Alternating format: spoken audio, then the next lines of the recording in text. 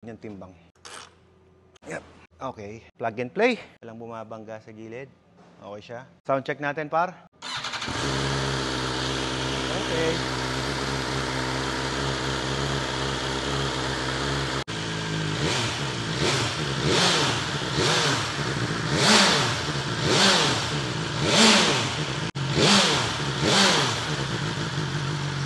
Parang di naman nagkakalayo sa stock.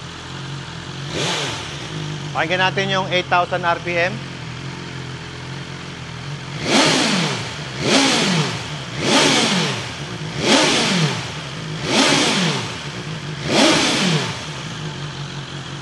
So, ayun yung tunog niya. Let me know your thoughts, guys, kung okay ba na mag-upgrade. Acropovic, slip-on. Pero maganda sa kanya, gumaan. Carbon Lodi.